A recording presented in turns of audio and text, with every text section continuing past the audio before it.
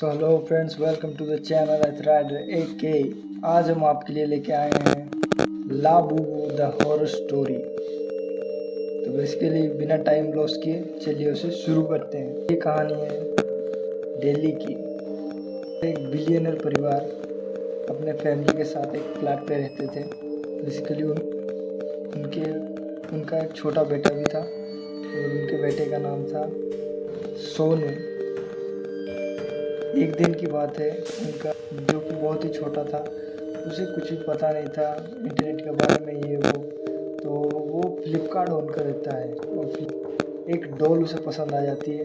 तो उसे लेने की बहुत ही ज़्यादा ज़िद करने लगता है और कहता है कि मुझे वो डॉल चाहिए। तो घर वाले भी, उनके पास इतने सारे पैसे हैं तो वो लोग इतना मतलब कुछ सोचते नहीं हैं। वो डॉल उसे पसंद आती है, वो लोग फ्लिपकार्ट से वो लोग ऑर्डर कर देते हैं। वो लोग फिर नॉर्मल सब कुछ चलता है। वो बच्चा स्कूल जाता है, स्कूल से आता है, फिर ऐसे ही सब कुछ चलते रहता है। उसके पापा भी काम से जा रहे थे, आ रहे थे। फिर उस डॉल के ऑर्डर करने के 7 दिन के बाद वो डॉल डिलीवरी वाला आता है और दे के जाता है। तो फिर जैसे ही वो दे के जाता है वो डॉल, तो बच्चा बहुत ही ज़्यादा खुश हो जाता है कि उसको एक नई डॉल मिल गई है। सो वो उसके साथ खेलने लगता है। सुबह शाम रात दिन स्कूल जाने का मन नहीं, बस उसी के साथ खेलने लगता है, उसी के साथ बातें करने लगता है। तो फैमिली वाले भी सोचते हैं डॉल है, बच्चा है, अटैचमेंट हो गई होगी। तो वो लोग उतना कुछ सोचते नहीं उसके बारे में। फिर एक दिन से जब रात को वो लोग सोए रहते हैं तो अचानक से वो बच्चा उठता है और बाहर फ्रिज की ओर जाने लगता है। तो उसकी मॉम का नींद भी खुल जाता है कि ये कहाँ जा रहा है इतनी रात को। मतलब अगर बच्चा साइड में सोया है तो अगर बच्चा साइड में सोया है, किसी को पता चले या ना चले, लेकिन माँ को ज़रूर पता चल जाता है।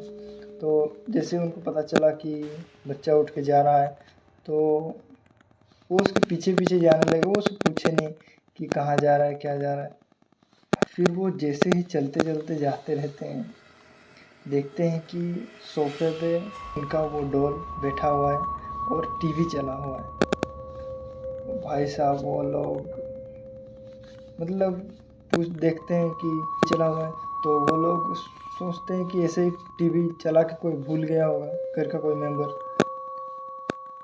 तो वो लोग उस पर ज़्यादा ध्यान नहीं देते हैं। बच्चा जाता है, आइसक्रीम निकालता है फ्रिज से और उस डॉल के पास बैठ के खाने लगता है और उससे कुछ बातें भी कर रहा था। तो उसकी माँ थोड़ा सा डाउट तो करती है, थोड़ा क्रीपी लगता है उसे, पर वो ज़्यादा कुछ नहीं बोलती और बच्चे को उठा के ले आती है अपने पास और सुला देती है।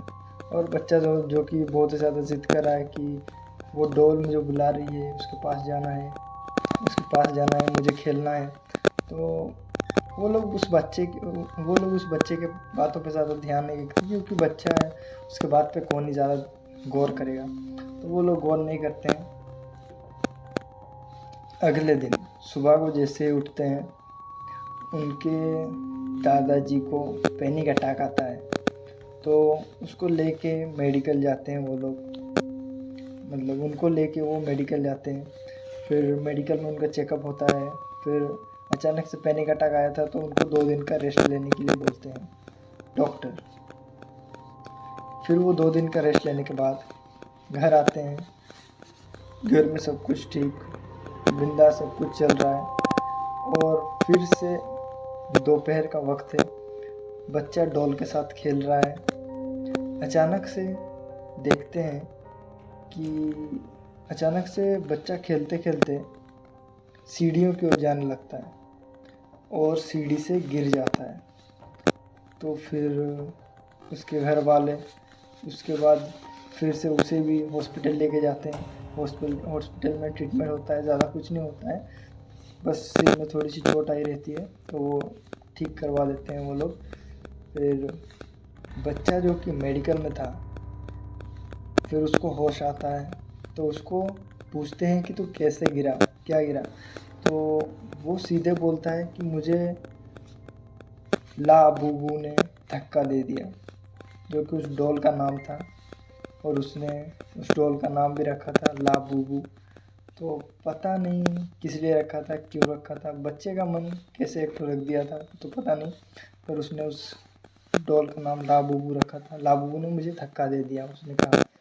तो घर वाले सोच रहे हैं ऐसे ही पैर पर फंस गया होगा, गिर गया होगा, फिर उसे लगता है कि वो मतलब बच्चा ऐसे बोल रहा है, तो ऐसे ही गिर गया होगा, वो लोग सोचे और बात को क्लोज कर दिए।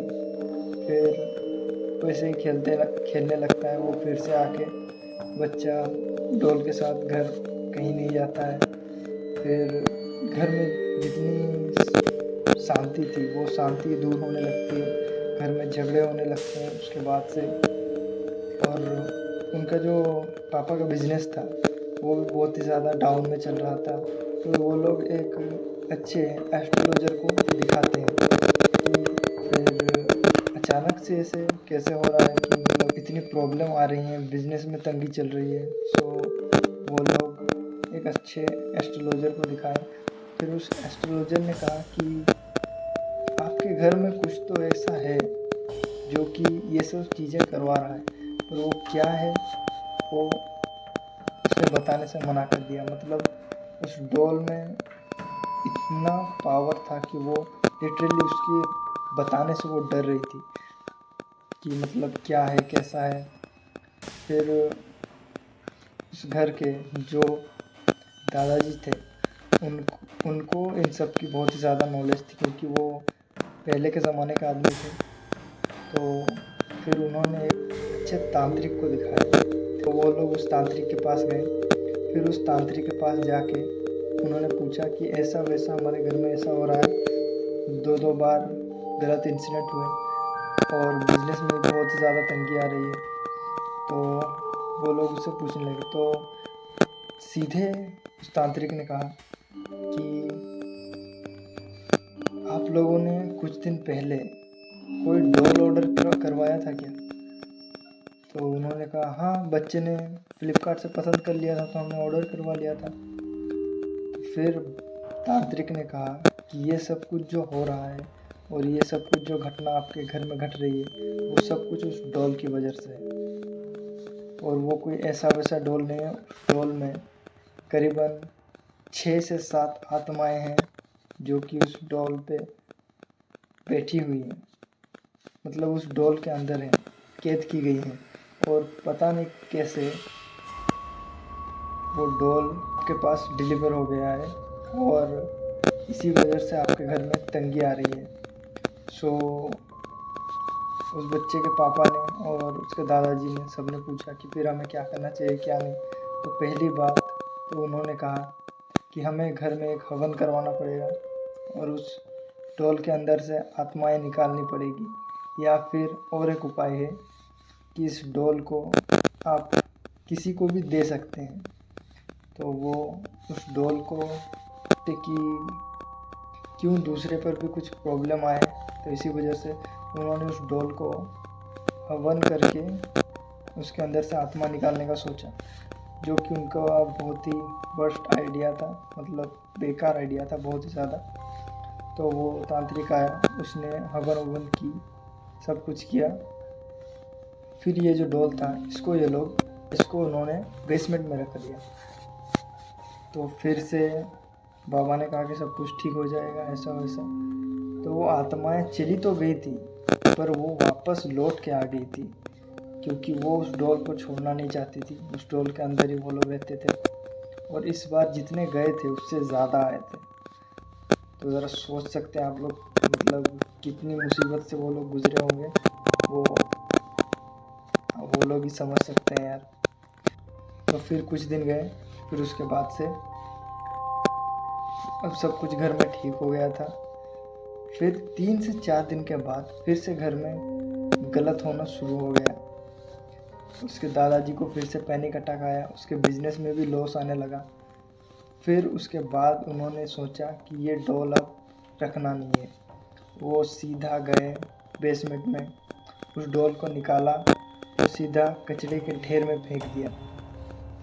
फेंक तो दिया उन्होंने सोचा सब कुछ ख़त्म। फिर बहुत ये बहुत ही ज़्यादा क्रीपी है, मुझे तो बताने में भी डर लग रहा है। मतलब उन्होंने फेंका, फिर वो लोग घर आए। घर आके देख रहे हैं कि टीवी के पास जो सोफ़ा है, उस सोफ़े में वो बैठा हुआ है। ये लोग देख के एकदम मतलब कैसे कहूँ, मतलब पूरे डर गए, पूरी फैमिली डर गई। फिर उसके बाद वो जो तांत्रिक थे, उन तांत्रिक के गुरुजी को उस तांत्रिक ने कहा। फिर उनके गुरुजी जो कि बहुत ही ज़्यादा सिद्धि हासिल करे हुए थे, वो वहाँ पे आए। फिर आने के बाद से वो उस डॉल के ऊपर कुछ लगाया, मतलब सिंदूर विंदूर लगाया, कुछ लगाया, और उस डॉल को एक बक्से में कैद करके वहाँ पर हवन करने लगे। फिर हवन करने के बाद उस बक्से में, जिस बक्से में उस डॉल को रखा गया था, वहाँ पे ताला लगा दिया। फिर ताला लगाने के बाद भी वो खुलने की कोशिश कर रहा है अपने आप, झिझ झिझ झिझ, मतलब पूरा हिल रहा है और खुलने की पूरी कोशिश कर रहा है। फिर भी उन तांत्रिक ने, जो उनके गुरुजी थे, उन्होंने अच्छी तरीके से मतलब हवन ववन करके सब कुछ, उसके बाद उस पर ताला लगाया। फिर उसको ले गए कहीं जंगल की ओर। फिर जंगल की ओर उसे ले जाके कहीं पे एक दफना दिया। फिर उसके बाद से उसकी फैमिली में सब कुछ सही हो गया। फिर उस बाबा जी का भी उन्होंने बहुत ही ज़्यादा शुक्रिया किया कि उन सबकी जान उन्होंने बचाई। और ये बहुत ही ज़्यादा क्रीपी भी था। फिर उन बाबा जी ने उन घर के सारे सदस्यों को एक ताबीज़ दी, जो कि वो लोग पहने रखेंगे अगले 30 दिन तक।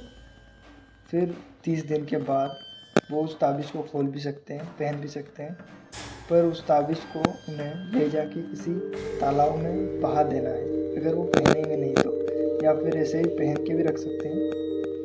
फिर उन्होंने उस ताबीज़ को ले जाके बहा दिया पास में जो नदी थी वहाँ पे। फिर उसके बाद से उनके घर पे सब कुछ ठीक हो गया, अब सब कुशल मंगल है। सो फ्रेंड्स, कैसी लगी आपको आज की स्टोरी? अगर आपको ये स्टोरी थोड़ी सी भी पसंद आई हो, प्लीज़ चैनल को सब्सक्राइब करें। और आप लोग देख रहा हूँ मैं कमेंट नहीं करते हैं, थोड़ा कमेंट किया करिए, और वीडियो सबसे ज़्यादा रीच पा सके, और ऐसे में हमें वीडियो बनाने की मोटिवेशन भी मिलती रहेगी। सो आज के लिए यहीं पर ख़त्म करते हैं। Thank you so much for watching. Bye.